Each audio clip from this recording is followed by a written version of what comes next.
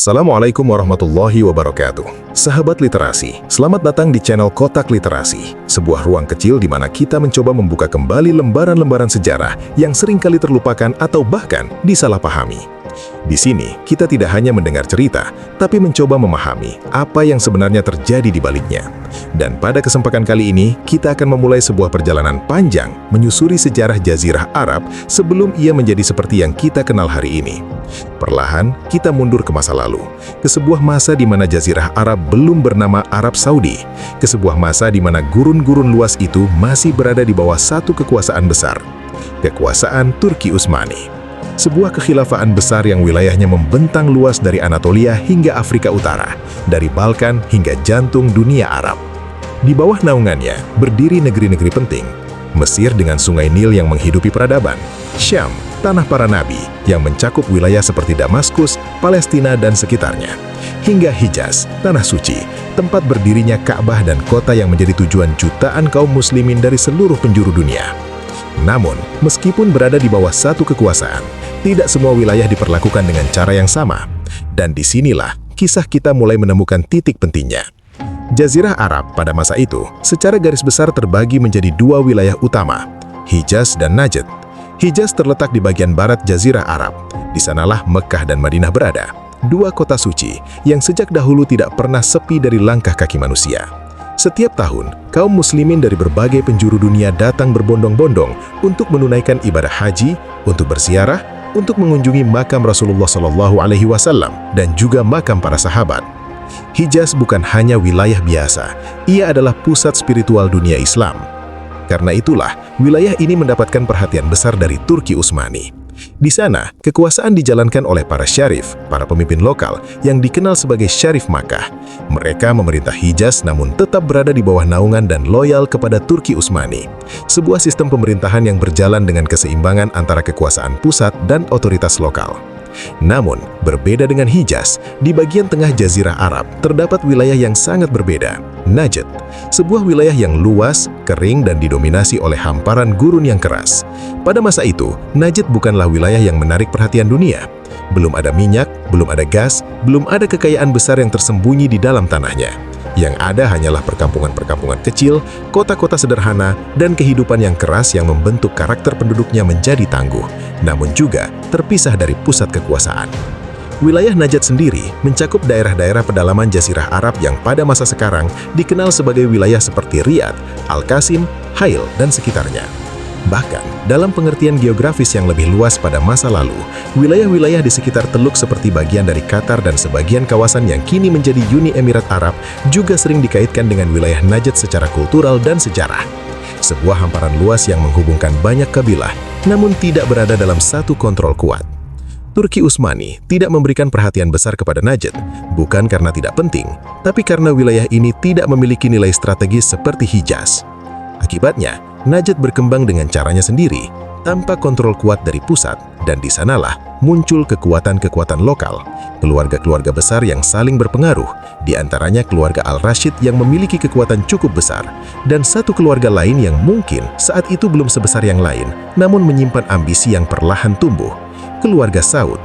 Dua kekuatan ini hidup di tengah kerasnya Najd, di tengah minimnya perhatian dari kekuasaan pusat, dan di tengah kondisi sosial yang perlahan akan berubah.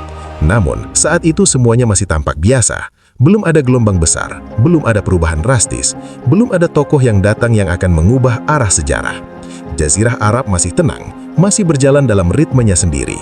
Hijaz dengan kemuliaannya, Najd dengan kerasnya, dan Turki Utsmani yang menaungi semuanya dari kejauhan. Namun, dalam ketenangan itu, perlahan sedang tumbuh sesuatu yang kecil yang mungkin tidak disadari banyak orang, namun kelak akan mengguncangkan seluruh Jazirah Arab dan mengubah wajah sejarahnya untuk selamanya.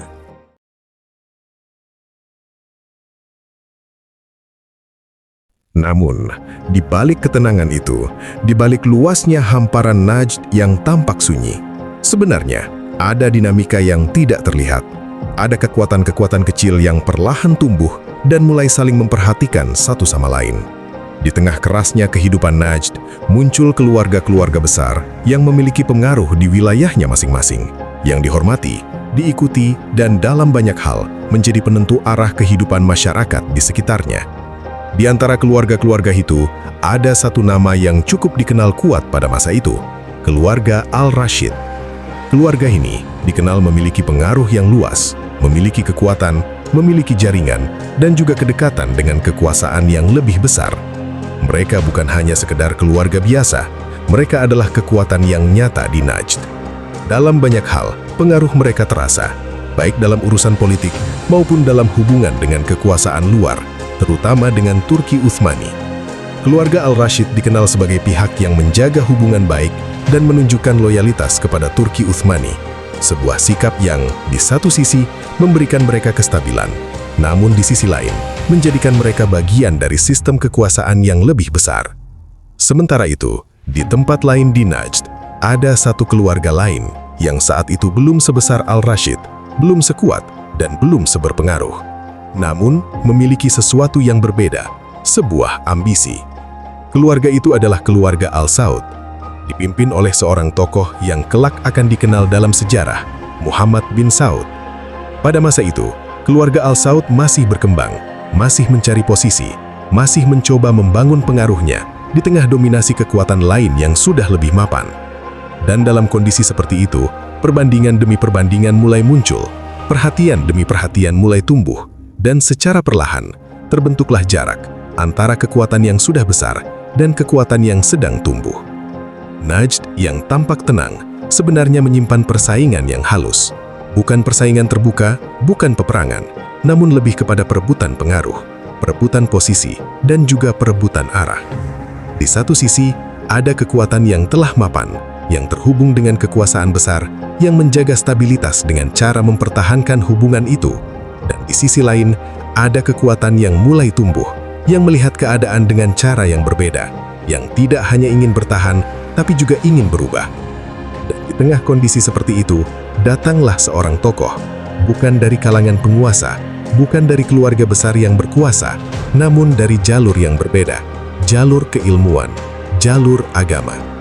Namanya Muhammad bin Abdul Wahhab. Ia datang dengan membawa gagasan, membawa cara pandang, dan membawa pemahaman yang berbeda dari kebanyakan orang pada saat itu.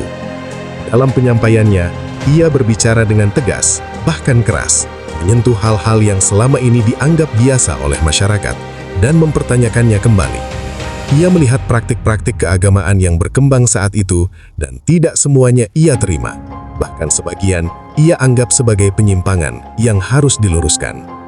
Dalam pandangannya, kebenaran harus kembali kepada apa yang ia yakini sebagai ajaran murni, tanpa tambahan, tanpa perantara, tanpa praktek-praktek yang menurutnya tidak memiliki dasar yang kuat. Dan dalam penyampaiannya, ia tidak sekedar mengajak, namun juga menilai, menghakimi, dan dalam banyak keadaan, menganggap bahwa jalan yang ditempuh oleh banyak orang saat itu adalah jalan yang keliru.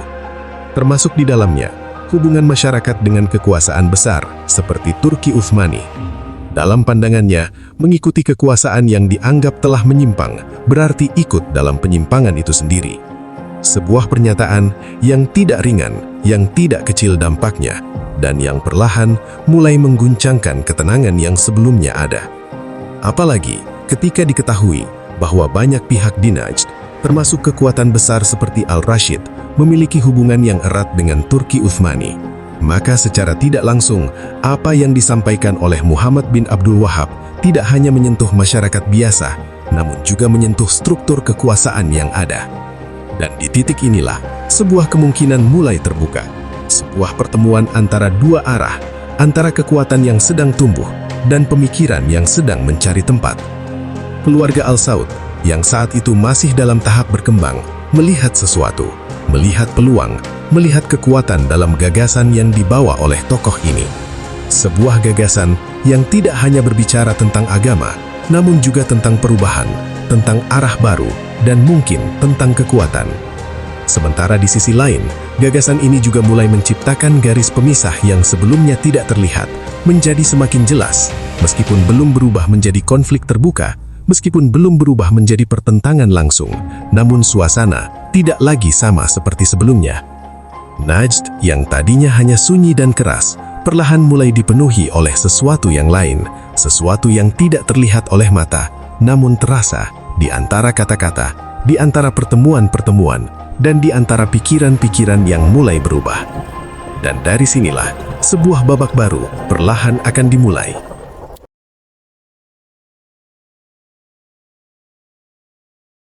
Dan dari sinilah, apa yang sebelumnya hanya berupa pemikiran, perlahan mulai berubah menjadi gerakan.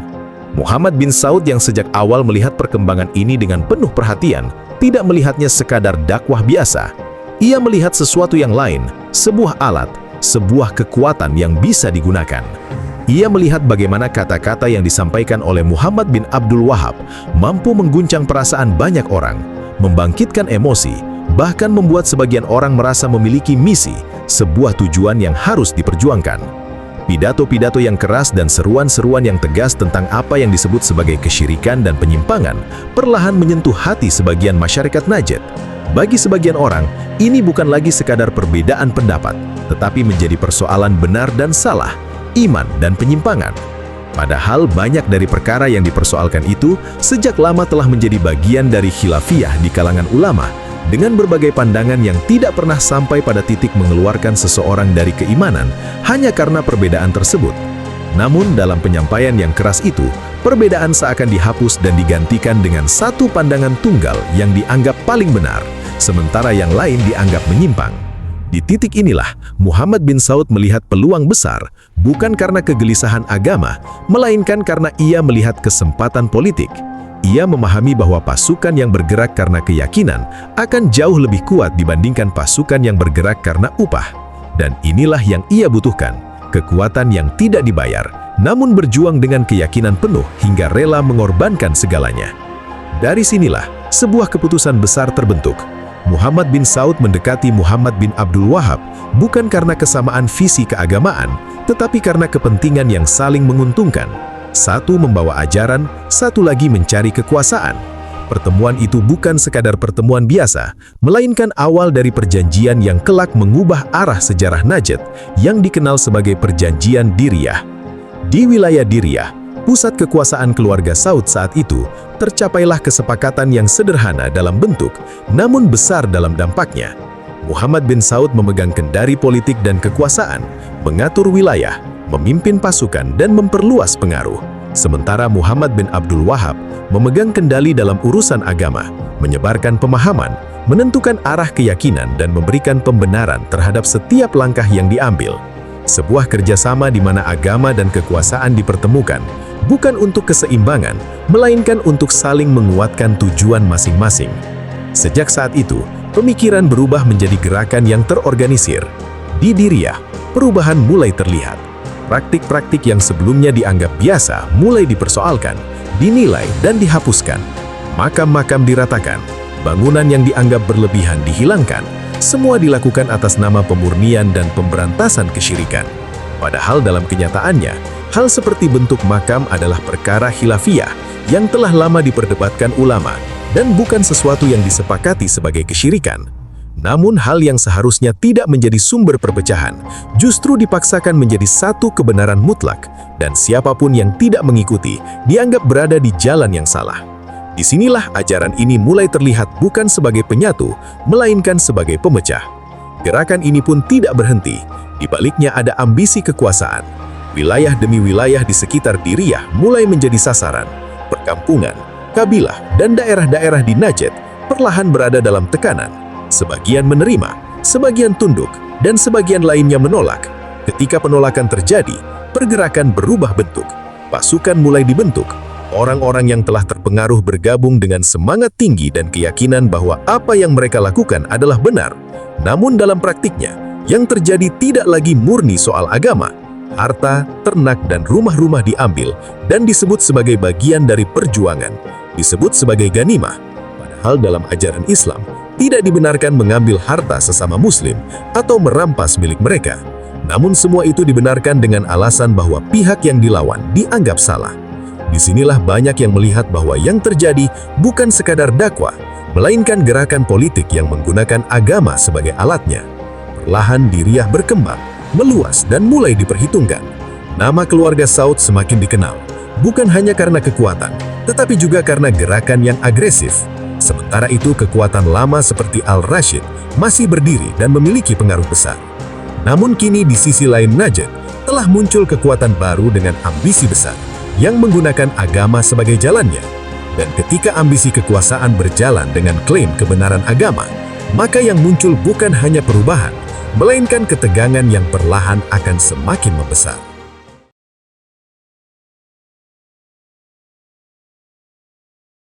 Dan dari sinilah, pergerakan itu tidak lagi hanya berputar di wilayah Najd, tidak lagi hanya menyentuh perkampungan-perkampungan kecil, namun mulai bergerak lebih jauh, lebih luas, dan lebih berani. Wilayah demi wilayah yang sebelumnya berada di luar jangkauan, perlahan mulai menjadi target, dan hingga akhirnya, pergerakan itu mencapai sesuatu yang sebelumnya tidak pernah terbayangkan. Hijaz, wilayah yang selama ini menjadi pusat dunia Islam yang dijaga, yang dihormati, dan yang berada di bawah naungan Turki Utsmani. Makkah dan Madinah, dua kota suci yang sejak dahulu menjadi tempat berkumpulnya umat Islam dari seluruh penjuru dunia, kini berada dalam jangkauan gerakan ini. Dan ketika itu terjadi, ketika pasukan yang terbentuk dari persekutuan ini berhasil memasuki wilayah Hijaz, bahkan menguasai Makkah dan Madinah, maka dunia Islam tidak lagi bisa mengabaikan apa yang sebelumnya dianggap sebagai pergerakan kecil di gurun Najd, kini telah menyentuh jantung umat Islam itu sendiri. Namun jika ditarik ke belakang, sebenarnya Turki Utsmani pada awalnya tidak terlalu memperhatikan pergerakan ini. Bukan karena tidak tahu, namun karena banyaknya wilayah lain yang harus mereka urus, wilayah-wilayah besar yang jauh lebih kompleks dan jauh lebih strategis. Di Mesir yang menjadi pusat penting, di Syam yang mencakup Palestina dan sekitarnya, di Irak, di Balkan, dan berbagai wilayah lain, semuanya membutuhkan perhatian, semuanya membutuhkan pengawasan, dan semuanya memiliki persoalan masing-masing. Sehingga wilayah seperti Najd yang hanya berupa hamparan gurun tidak menjadi prioritas utama. Namun, ketika pergerakan itu mulai menyentuh Hijaz, ketika Makkah dan Madinah tidak lagi berada dalam kendali yang selama ini dijaga, maka semuanya berubah. Pergerakan itu akhirnya benar-benar menjadi perhatian. Dan dari sinilah Turki Utsmani mulai bertindak. Perintah pun dikeluarkan, bukan langsung dari pusat ke Najd, melainkan melalui wilayah yang lebih dekat, lebih siap, dan lebih kuat secara militer, Mesir. Gubernur Mesir pada saat itu diperintahkan untuk menghadapi gerakan ini, untuk menghentikan pergerakan yang telah meluas, dan untuk mengembalikan Hijaz ke dalam kendali Turki Utsmani. Pasukan pun disiapkan, dilatih, dan digerakkan. Sebuah ekspedisi militer besar yang bukan sekadar untuk menghadapi kelompok kecil, namun untuk menghentikan sebuah gerakan yang telah berkembang menjadi kekuatan. Sementara itu, di dalam pergerakan tersebut, ajaran yang dibawa oleh Muhammad bin Abdul Wahhab semakin dikenal dan mulai disebut dengan satu nama, Al-Wahhabiyah, atau yang di banyak tempat dikenal sebagai Wahhabi. Istilah ini banyak disebut dalam berbagai tulisan, dalam buku-buku, dan dalam pembahasan para ulama yang mencoba menjelaskan atau bahkan mengkritisi apa yang mereka lihat sebagai ajaran baru yang muncul di Jazirah Arab. Dan dalam pandangan banyak ulama, ajaran ini dianggap keras, cenderung mudah menyalahkan, bahkan mengkafirkan pihak lain yang tidak sepemahaman. Sebuah sikap yang oleh sebagian kalangan dianggap memiliki kemiripan dengan kelompok lama dalam sejarah Islam yang dikenal sebagai Khawarij, yang dahulu menganggap dirinya paling benar dan memandang pihak lain sebagai salah, hingga berujung pada pertumpahan darah, bahkan terhadap tokoh besar seperti Ali bin Abi Thalib. Perbandingan ini bukan tanpa alasan, melainkan karena adanya kesamaan dalam cara pandang yang keras dan tidak memberi ruang bagi perbedaan. Sementara itu, Muhammad bin Saud tetap menjalankan pergerakannya, memperluas wilayah, menguatkan kekuasaan, dan memanfaatkan momentum yang ada. Bagi banyak pengamat pada masa itu, apa yang dilakukannya tidak sepenuhnya dilandasi oleh semangat keagamaan, melainkan lebih kepada kepentingan politik. Agama dalam hal ini menjadi alat yang sangat kuat untuk menggerakkan massa, untuk membentuk pasukan, dan untuk melegitimasi setiap langkah yang diambil. Dan ketika pasukan dari Mesir yang merupakan bagian dari kekuatan Turki Utsmani mulai bergerak, maka pertemuan antara dua kekuatan besar tidak bisa dihindari. Di satu sisi, sebuah gerakan yang tumbuh dari Najd yang membawa semangat baru, yang keras dan penuh klaim kebenaran. Di sisi lain, kekuasaan besar yang telah lama berdiri, yang memiliki struktur dan kekuatan militer yang terorganisir. Pertempuran pun terjadi, bukan hanya satu kali, namun berulang dan semakin besar. Dan perlahan, kekuatan yang sebelumnya berkembang pesat itu mulai terdesak. Wilayah demi wilayah yang sebelumnya dikuasai mulai direbut kembali. Pasukan demi pasukan mulai dilemahkan, hingga akhirnya Hijaz yang sempat berada di bawah kendali mereka kembali dikuasai oleh Turki Utsmani. Gerakan itu yang sebelumnya terlihat begitu kuat, perlahan runtuh. Dan pada titik ini, apa yang dikenal sebagai kekuasaan pertama keluarga Saud berakhir. Sebuah fase yang dimulai dengan ambisi, dengan persekutuan, dan dengan klaim kebenaran, akhirnya harus berhadapan dengan kekuatan yang lebih besar dan tidak mampu bertahan. Bagi sebagian kalangan, peristiwa ini menjadi pelajaran bahwa ketika agama digunakan sebagai alat dan perbedaan dijadikan alasan untuk memecah, maka yang lahir bukanlah persatuan, melainkan perpecahan. Dan ketika kekuasaan dibangun di atas itu, maka ia akan menghadapi ujian yang pada akhirnya menentukan apakah ia mampu bertahan atau justru runtuh.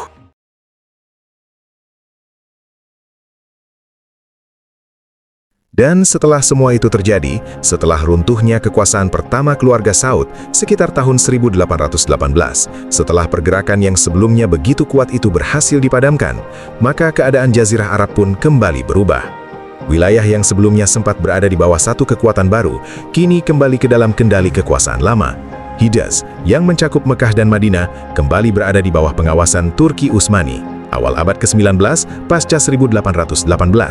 Namun seperti sebelumnya, pengelolaan wilayah itu tidak langsung dipegang oleh pusat, melainkan melalui pemimpin lokal yang telah lama dipercaya dan memiliki kedudukan tersendiri di tengah masyarakat. Para syarif, yang dikenal sebagai keturunan dari keluarga Rasulullah SAW dari jalur Bani Hashim, kembali memegang kendali atas Mekah dan sekitarnya. Mereka bukan sekadar pemimpin biasa, melainkan sosok yang dihormati, yang memiliki legitimasi keagamaan dan juga hubungan yang kuat dengan kekuasaan Turki Utsmani. Setiap kekuasaan yang datang dari masa ke masa mempercayakan Hijaz kepada mereka karena posisi mereka yang unik di antara kekuasaan dan umat. Sementara itu, di wilayah Najd, keadaan juga kembali berubah. Kekuatan yang sebelumnya sempat tergeser, kini kembali menguat. Keluarga Al-Rashid, yang sejak awal telah memiliki pengaruh besar, kini tampil sebagai kekuatan utama di wilayah tersebut, menguat sejak pertengahan abad ke-19. Seluruh Najd perlahan berada di bawah kendali mereka. Kekuatan mereka tidak hanya berasal dari dalam, namun juga dari hubungan yang mereka jaga dengan Turki Utsmani, sebuah hubungan yang memberikan stabilitas dan juga pengakuan terhadap kekuasaan mereka. Dan di titik ini, Jazirah Arab kembali berada dalam dua kekuatan utama, Hijaz di bawah para syarif dan Najd di bawah keluarga Al-Rashid. Keduanya berada dalam satu naungan, yaitu Turki Utsmani. Keduanya tunduk, keduanya patuh, dan keduanya menjadi bagian dari sistem yang lebih besar. Seolah-olah apa yang sebelumnya terjadi hanyalah sebuah gelombang sesaat yang datang, mengguncang, dan kemudian hilang. Namun, sejarah tidak berhenti di situ, karena di tengah ketenangan itu, sesuatu mulai tumbuh kembali. Keluarga Saud yang sebelumnya telah runtuh tidak benar-benar hilang. Mereka masih ada, masih hidup, dan masih menyimpan ambisi. Perlahan dari sisa-sisa kekuatan yang ada, mereka mulai bangkit kembali, membalun kembali pengaruh, mengumpulkan kembali dukungan, dan mencoba kembali mengambil tempat di Najd. Inilah yang kemudian dikenal sebagai kebangkitan kedua keluarga Saud, dimulai sekitar tahun 1824. Namun berbeda dengan sebelumnya, kebangkitan kali ini tidak disertai dengan gelombang besar seperti yang lalu. Tidak ada pergerakan yang mengguncang secara tiba-tiba, tidak ada ekspansi besar yang langsung meluas, dan tidak ada konfrontasi terbuka yang signifikan. Kebangkitan ini lebih tenang, lebih terkendali, dan dalam banyak hal berada di bawah pengawasan. Turki Utsmani yang sebelumnya telah merasakan dampak dari pergerakan pertama, kini tidak lagi lengah. Mereka mengawasi, mereka mengontrol, dan mereka memastikan bahwa apa yang terjadi di Najd tidak berkembang menjadi ancaman besar seperti sebelumnya. Dan karena itulah, kekuasaan kedua keluarga Saud tidak berkembang dengan cara yang sama.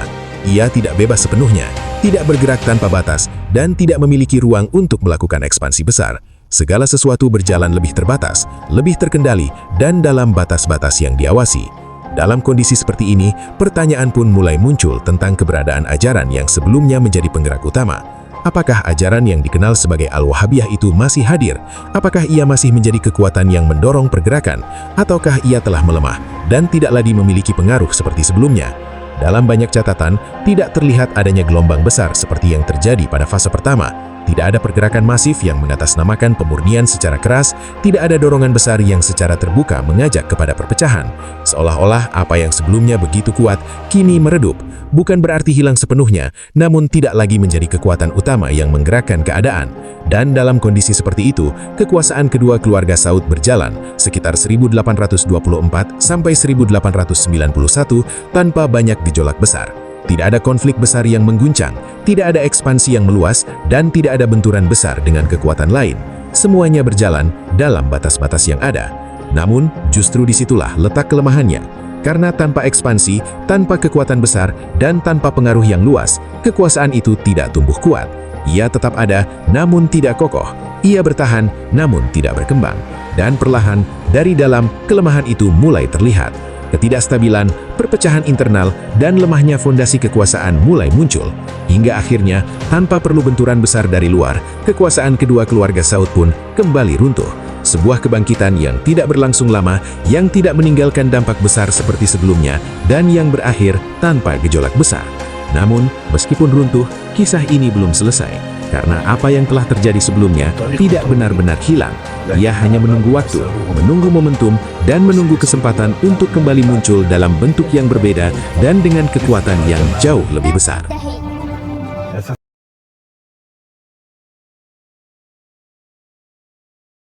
Dan setelah semua itu, setelah runtuhnya kekuasaan kedua keluarga Saud, sejarah kembali bergerak menuju satu fase yang jauh lebih besar, jauh lebih menentukan, dan jauh lebih kompleks.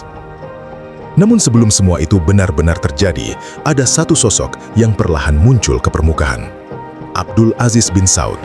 Seorang pemuda yang tidak dikenal sebagai ahli ilmu agama, tidak dikenal sebagai seorang ulama, bahkan tidak dikenal sebagai orang yang menempuh pendidikan keilmuan yang mendalam. Namun, ia memiliki sesuatu yang lain. Ia memahami kekuasaan, ia mampu membaca keadaan, mampu melihat kelemahan lawan, dan mampu memanfaatkan peluang yang ada. Ia bukan sosok yang bergerak karena dorongan keilmuan, melainkan karena dorongan kekuasaan. Dan disinilah banyak ulama yang kemudian melihat bahwa arah yang dibawanya tidak sepenuhnya bersandar pada agama, melainkan lebih kepada ambisi yang dibungkus dengan narasi keagamaan.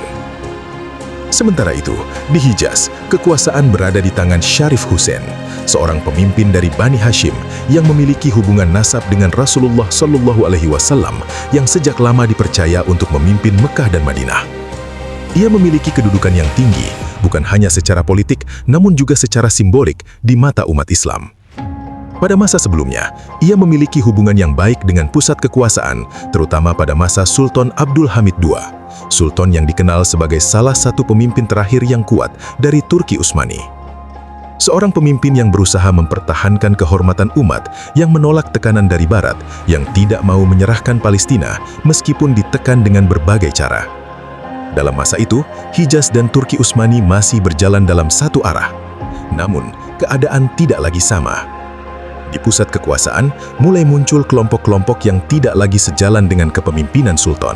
Di antaranya kelompok birokrat dan militer yang ingin merubah sistem lama, kemudian kelompok pemikir modernis yang terpengaruh oleh Barat, dan juga kelompok yang dikenal sebagai Turki Muda, yang kemudian melahirkan tokoh-tokoh seperti Mustafa Kemal. Mereka menganggap bahwa sistem kekhalifahan sudah tidak sesuai, bahwa kekuasaan harus diubah, dan bahwa sultan harus diturunkan. Padahal, di mata banyak ulama, Sultan Abdul Hamid II adalah benteng terakhir yang masih berusaha menjaga umat Islam dari tekanan dan intervensi asing. Namun tekanan itu semakin besar, hingga akhirnya pada tahun 1909, Sultan Abdul Hamid II digulingkan dan diasingkan ke Salonika. Dan sejak saat itu, kekuatan Turki Utsmani benar-benar melemah. Para penguasa setelahnya tidak lagi memiliki wibawa yang sama, tidak lagi memiliki kekuatan yang sama, dan tidak lagi mampu menjaga wilayah-wilayahnya dengan kuat. Perubahan ini dirasakan hingga ke Jazirah Arab. Syarif Hussein yang sebelumnya memiliki hubungan baik, mulai melihat bahwa kekuasaan pusat tidak lagi kuat. Ia mulai menjaga jarak dan mulai mempertimbangkan arah yang berbeda. Sementara itu, di Najd, keadaan juga tidak kalah penting. Keluarga Al-Rashid masih memegang kendali penuh atas wilayah tersebut. Berpusat di Hail, mereka memiliki kekuatan yang stabil, dukungan dari Turki Utsmani, dan pengaruh yang luas. Namun di tengah kekuatan itu, muncul kembali satu gerakan kecil. Abdul Aziz bin Saud dengan sekitar 40 orang yang sebagian besar adalah keluarganya sendiri memulai langkahnya. Mereka bukan pasukan besar, bukan tentara terlatih, namun mereka memiliki satu tujuan, menguasai Riyadh. Dengan perencanaan yang matang dan keberanian yang besar, mereka menyerang kota itu dan secara mengejutkan mereka berhasil. Riyadh jatuh ke tangan Abdul Aziz bin Saud, penguasa yang berada di bawah pengaruh Al-Rashid dikalahkan. Dan dari sinilah kebangkitan ketiga keluarga Saud dimulai. Namun yang menjadi perhatian bukan hanya keberhasilan itu, melainkan apa yang terjadi setelahnya. Abdul Aziz mulai membentuk kekuatan. Pasukan-pasukan mulai disusun, di antaranya muncul kelompok yang dikenal sebagai Ikhwan, kelompok yang dibentuk dengan semangat keagamaan yang diarahkan untuk berjuang dan menyebarkan pemahaman tertentu. Di sisi lain, kekuasaan politik tetap berada di tangan Abdul Aziz yang mengatur arah, menentukan strategi, dan memanfaatkan setiap peluang. Dan disinilah kembali terlihat pola yang sama. Agama digunakan untuk menggerakkan massa, untuk membangun kekuatan, dan untuk melegitimasi kekuasaan. Sementara itu, ajaran yang sebelumnya dikenal sebagai Al-Wahabiyah tidak benar-benar hilang. Ia tetap ada, namun tidak lagi muncul secara terbuka seperti sebelumnya. Ia bergerak secara perlahan masuk ke dalam struktur kekuasaan, menjadi bagian dari sistem, dan kembali digunakan sebagai dasar pembenaran. Dalam pandangan banyak ulama, ajaran ini tetap dipandang sebagai ajaran yang bermasalah, yang mudah menyalahkan, yang cenderung mengkafirkan, dan yang tidak memberi ruang pada perbedaan pendapat. Dan karena itu, ketika ia kembali muncul, ia tidak lagi sekadar sebagai pemikiran, melainkan sebagai alat kekuasaan. Sementara itu, Abdul Aziz bin Saud terus memperluas pengaruhnya. Namun dalam pandangan para pengkritiknya, apa yang dilakukan olehnya bukan semata-mata karena agama, melainkan karena ambisi. Ambisi untuk menguasai Najd, ambisi untuk membangun kembali kekuasaan keluarganya, dan ambisi untuk menjadi penguasa yang lebih besar. Dalam langkah-langkahnya, terlihat bagaimana kekuasaan dibangun, bagaimana wilayah diperluas, dan bagaimana kekuatan dikumpulkan. Namun di balik itu semua, banyak yang melihat bahwa agama hanya dijadikan sarana, bukan sebagai tujuan. Dan disinilah kritik demi kritik mulai muncul, bahwa apa yang terjadi bukanlah pemurnian, melainkan perpecahan. Bukan penyatuan umat, melainkan pemisahan. Dan bahwa apa yang dibangun bukan hanya kekuasaan biasa, melainkan kekuasaan yang berdiri di atas tafsir yang sempit, yang tidak memberi ruang bagi perbedaan. Namun semua itu baru permulaan. Apa yang akan terjadi setelah ini jauh lebih besar, jauh lebih rumit, dan akan melibatkan kekuatan-kekuatan lain yang selama ini belum terlihat.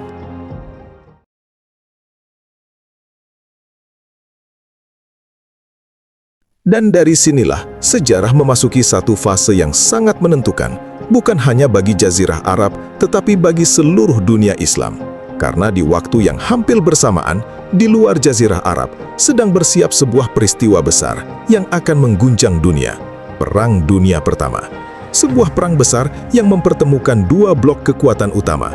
Di satu sisi, blok sekutu yang terdiri dari Inggris, Perancis, dan sekutu-sekutunya.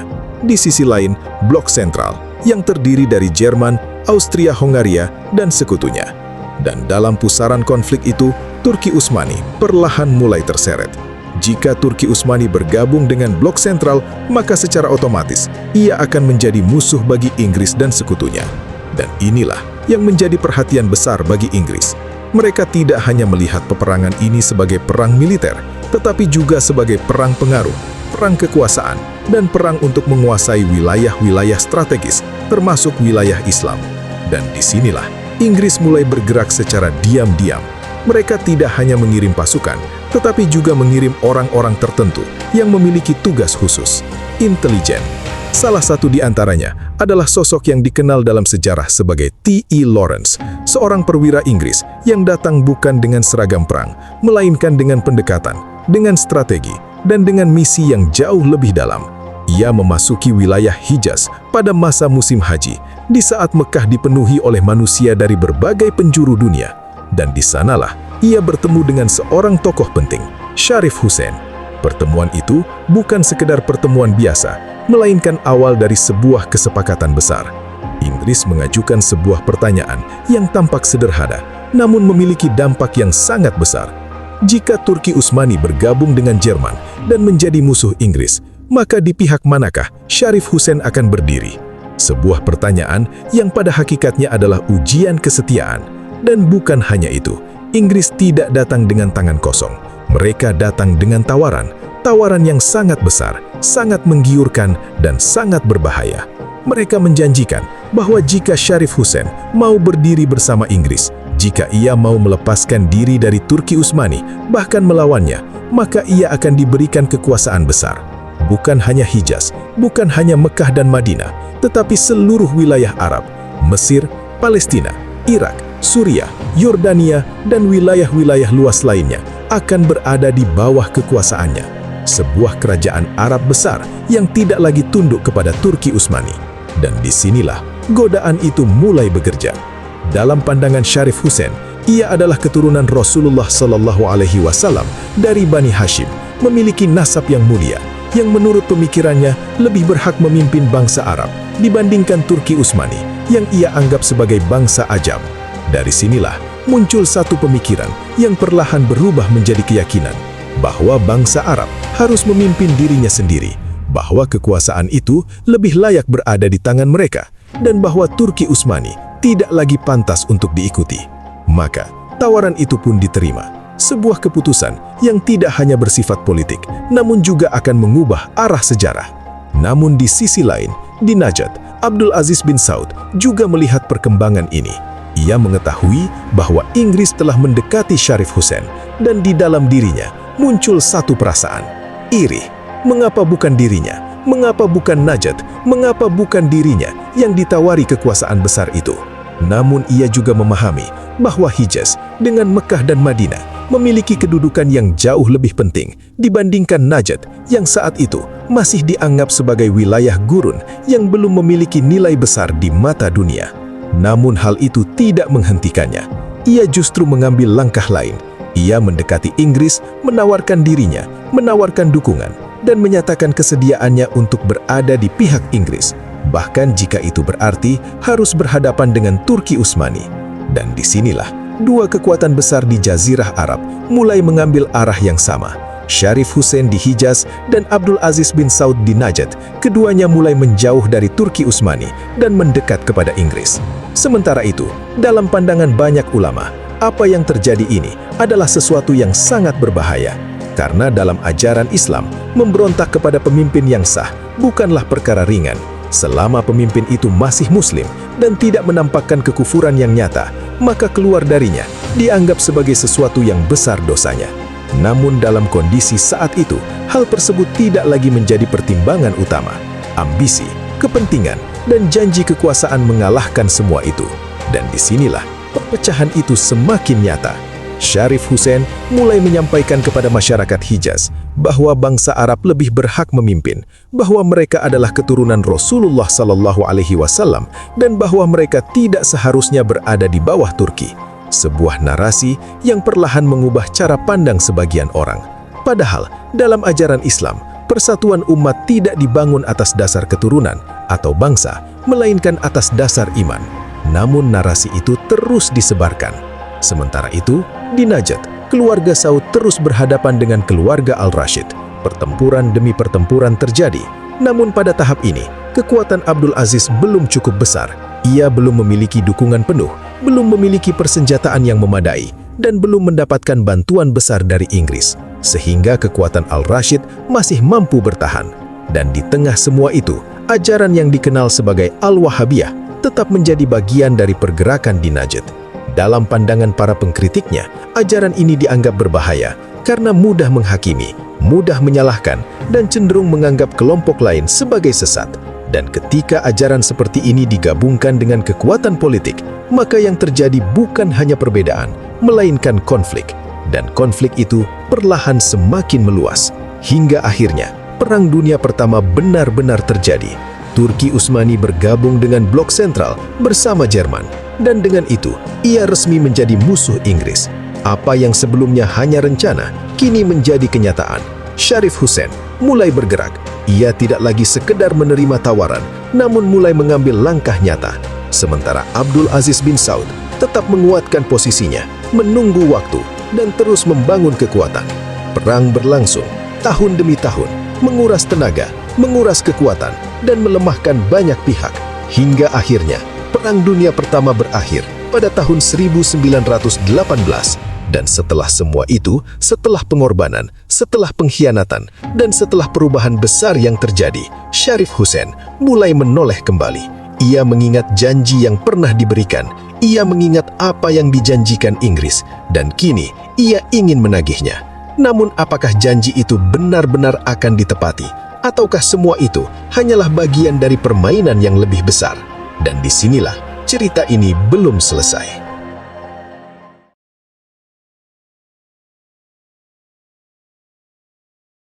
Dan disinilah apa yang sebelumnya hanya berupa janji, perlahan mulai menunjukkan wajah aslinya. Setelah berakhirnya Perang Dunia Pertama pada tahun 1918, dunia berubah. Peta kekuasaan berubah, dan kekuatan lama mulai runtuh. Turki Utsmani, yang selama berabad-abad menjadi payung bagi banyak wilayah Islam, akhirnya benar-benar melemah.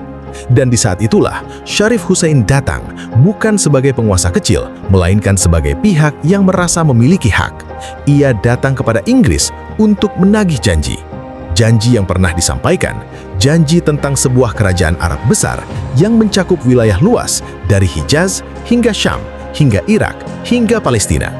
Sebuah janji yang dahulu disampaikan dengan begitu meyakinkan, namun ketika saatnya tiba, jawaban yang ia terima tidak lagi sama.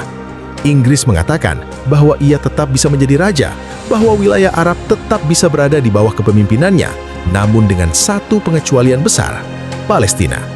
Wilayah itu tidak termasuk dalam janji tersebut. Dan disinilah Syarif Hussein mulai menyadari bahwa sesuatu telah berubah, bahwa ada kesepakatan lain yang tidak pernah ia ketahui sebelumnya, bahwa janji yang diberikan kepadanya tidak pernah benar-benar utuh, karena pada saat yang sama, Inggris juga telah membuat kesepakatan lain dengan pihak lain yang menginginkan wilayah yang sama.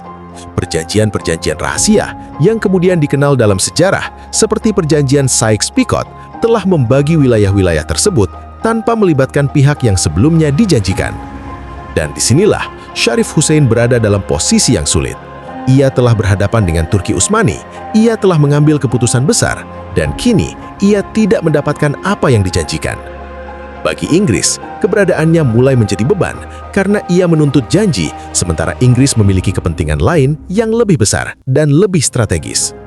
Dan di titik inilah, mereka mulai melihat ke arah lain, ke Najd, ke sosok yang sejak awal telah menunjukkan ambisi dan kesiapan untuk bekerja sama, Abdul Aziz bin Saud.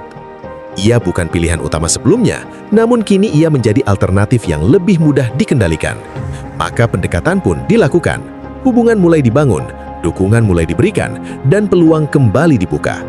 Dengan satu kesepakatan yang jelas, kekuasaan bisa diberikan, wilayah bisa dikuasai, namun dalam batas-batas tertentu. Dan disinilah Abdul Aziz bin Saud mengambil langkahnya. Ia menerima, ia melihat peluang itu sebagai jalan untuk mencapai tujuannya, untuk menguasai Najd, untuk memperluas wilayahnya, dan untuk membangun kekuasaan yang lebih besar. Dan sejak saat itu, dukungan mulai mengalir, bantuan mulai datang, baik dalam bentuk politik maupun dalam bentuk kekuatan. Sementara itu, di dalam wilayahnya, ia terus memperkuat pasukan. Kelompok Ikhwan yang sebelumnya telah dibentuk menjadi kekuatan utama. Dengan semangat yang tinggi dan dengan keyakinan yang kuat, mereka bergerak, menyebarkan pengaruh dan memperluas wilayah. Namun dalam pandangan para pengkritiknya, yang terjadi bukan hanya ekspansi, melainkan juga penyeragaman. Perbedaan tidak lagi dianggap sebagai rahmat, melainkan sebagai kesalahan. Praktik-praktik yang telah lama ada, yang dalam banyak hal merupakan bagian dari khilafiyah, dipandang sebagai penyimpangan. Dan disinilah ketegangan kembali muncul. Ketika wilayah demi wilayah dikuasai, perubahan pun dipaksakan. Di Hijaz, ketika akhirnya wilayah itu jatuh, banyak simbol-simbol lama dihilangkan. Makam-makam, bangunan-bangunan bersejarah yang selama ini dihormati, diratakan. Bukan karena kesepakatan semua pihak, melainkan karena satu pandangan yang dipaksakan. Dalam pandangan para ulama yang menentang, ini bukan pemurnian, melainkan penyempitan, bukan perbaikan, melainkan penghapusan terhadap warisan. Sementara itu, Syarif Hussein yang sebelumnya memegang Hijaz tidak mampu bertahan. Ia kehilangan dukungan, kehilangan kekuatan, dan akhirnya harus meninggalkan wilayah tersebut. Dan dengan itu, berakhirlah kekuasaannya. Sementara di sisi lain, Abdul Aziz bin Saud semakin menguat. Wilayah demi wilayah berada di bawah kendalinya, hingga akhirnya terbentuklah kekuasaan baru, sebuah negara yang kemudian dikenal sebagai Arab Saudi. Namun di balik terbentuknya negara itu, banyak peristiwa, banyak konflik, dan banyak perbedaan pandangan yang menyertainya. Dalam pandangan para ulama yang tidak sejalan, apa yang terjadi ini bukan sekedar perubahan politik, melainkan perubahan arah, dari persatuan menuju perpecahan, dari keberagaman menuju penyeragaman, dan dari kekuatan umat menuju keterikatan dengan kekuatan luar. Namun sejarah tidak pernah hanya memiliki satu sudut pandang. Ia selalu memiliki banyak sisi, banyak tafsir, dan banyak pelajaran. Dan apa yang terjadi di masa itu akan terus dibahas, dipelajari, dan diperdebatkan hingga hari ini. Karena dari sinilah lahir dunia yang kita lihat sekarang.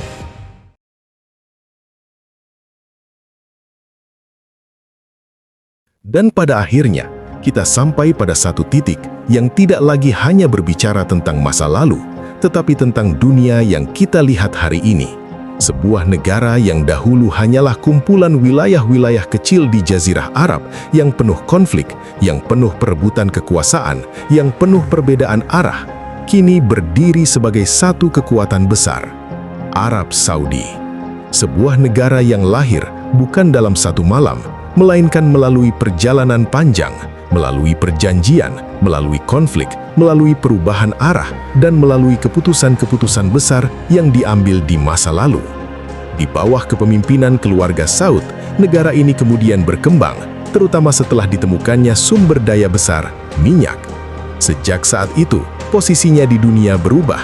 Dari wilayah gurun yang tidak terlalu diperhatikan, menjadi salah satu pusat energi dunia yang memiliki pengaruh besar dalam perekonomian global. Dan disinilah hubungan dengan Barat semakin erat.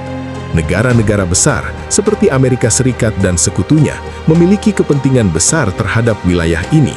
Dan sebaliknya, Arab Saudi juga membangun hubungan yang kuat dengan mereka. Hubungan yang tidak hanya bersifat ekonomi, tetapi juga politik dan keamanan. Namun dalam pandangan sebagian kalangan, disinilah muncul pertanyaan besar. Apakah hubungan itu sekadar kerjasama biasa? Ataukah ia telah berubah menjadi ketergantungan? Dalam sudut pandang para pengkritiknya yang tidak sejalan dengan arah yang diambil, mereka melihat bahwa apa yang terjadi hari ini tidak bisa dilepaskan dari sejarah panjang sebelumnya, dari perjanjian-perjanjian, dari dukungan luar, dan dari bagaimana kekuasaan itu dibangun. Mereka memandang bahwa sejak awal, hubungan dengan kekuatan luar telah menjadi bagian dari perjalanan ini. Dan karena itu, tidak mengherankan jika dalam banyak kebijakan, Arab Saudi terlihat lebih dekat kepada Barat dibandingkan dengan sebagian negara Islam lainnya. Dalam isu-isu global, dalam konflik-konflik internasional, dan dalam posisi politik, seringkali terlihat bahwa arah yang diambil tidak selalu sejalan dengan harapan sebagian umat Islam. Dan disinilah kritik itu kembali muncul, bahwa apa yang terjadi hari ini adalah kelanjutan dari masa lalu, bahwa keputusan-keputusan yang diambil dahulu masih memberikan dampak hingga sekarang. Tidak hanya dalam politik, tetapi juga dalam pemikiran. Karena selain kekuasaan, ada satu hal lain yang juga berkembang, yaitu penyebaran pemahaman. Pemahaman yang dikenal sebagai Wahabisme. Dalam pandangan para pendukungnya, ia adalah bentuk pemurnian.